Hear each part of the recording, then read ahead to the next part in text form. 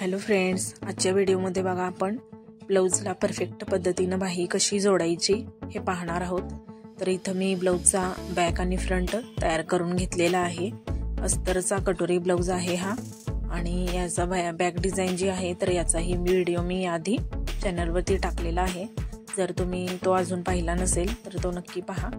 आणि आता मी इथं पहिल्यांदा आपल्याला शोल्डर जॉईंट करून घ्यायचे आहेत बघा। तर शोल्डर जॉईंट करून झाल्यानंतर आपण बाही जोडायला सुरुवात करणार आहोत। तर बाही पण मी अस्तर जोडून ही तयार ठेवलेली आहे। तर अशा पद्धतीने जोड देऊन झाल्यानंतर शोल्डरला आपण बाही जोडायला सुरुवात करणार आहोत बघा। तर शोल्डर जोडताना आपल्याला पाव इंचापेक्षा थोडंसं जास्त म्हणजे 1 पॉइंट जास्त इतकी आतमध्ये मार्जिन सोडून शोल्डर जोडून घ्यायचे आहेत। आणि आता आपण बाही स्टिच करायला सुरुवात करूया। तर बाही इथं मी तयार घेतलेली आहे बघा। एकदम सुंदर मेगा बाही अशी ही बाही आहे। सुंदर अशी लेस आहे, पूर्ण बाहीला काठ आहेत आणि बरोबर मध्यभागापासून आपण बाहीला जोडायला सुरुवात करणार आहोत बघा। एका बाजूने जर आपण जोडत गेलो तर एखाद्या वेळेस कसं होतं, बाहीला मध्यभागी डिझाइन असते किंवा वर्क असतं तर ते एकाच बाजूला जाऊ शकतं। यासाठी आपण नेहमी मध्यभागापासून एका बाजूला अशा पद्धतीने बाही जॉईंट करत जायचं आहे। आणि न चुकता पुढचा मुंड्याचा जो आकार होता बाहीचा तर तो पुढच्या मुंड्याला येईल अशा पद्धतीने आपण बाही लावून घ्यायची आहे बघा। तर भागापासून आणखी मी दुसऱ्या बाजूपर्यंत दुसरी टिप मारत आलेली आहे बघा। म्हणजे एका बाजूला डबल टिप झालेली आहे आणि आता ह्या दुसऱ्या बाजूलाही मी सेकंड टिप म्हणजे आपली दुसरी जी टिप असते डबल टिप तर ती लावून घेत आहे।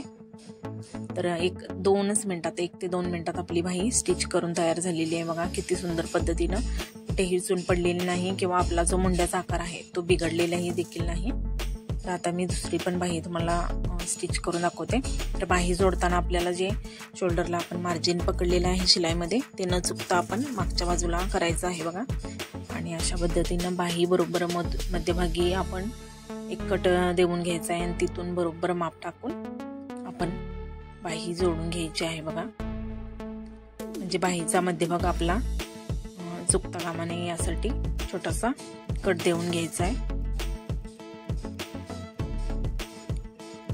आणि एकदम स्टँडर्ड मार्जिन पकडून म्हणजे सगळीकडे टिप समान येईल अशा पद्धतीने आपण बाही जॉईंट करून घ्यायची आहे बघा। एकदम सुंदर पद्धतीने अगदी 2च मिनिटात आपली बाही स्टिच करून होते आणि मुंड्याला कमी पडली किंवा खूपच जास्त उरली असंही होत नाही।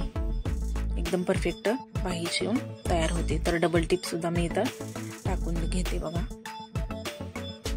तर अशा पद्धतीने बाही जॉईंट करायला आपल्याला 2 ते 3 मिनिटं पुरेसे होतात। तर एकदम सुंदर पद्धतीने बाही जॉईंट करून झालेली आहे, मी तुम्हाला ती दाखवते। आणि आजचा व्हिडिओ तुम्हाला कसा वाटला आहे हे मला कमेंट करून नक्की सांगा। व्हिडिओ आवडल्यास लाईक करा, शेअर करा, चॅनलला सबस्क्राईबही करा। बाह्यांचा लुक तुम्ही पाहू शकता, एकदम सुंदर अशी बाही आपली शिवून तयार झालेली आहे बघा। दुसरी पण बाही मी तुम्हाला दाखवते।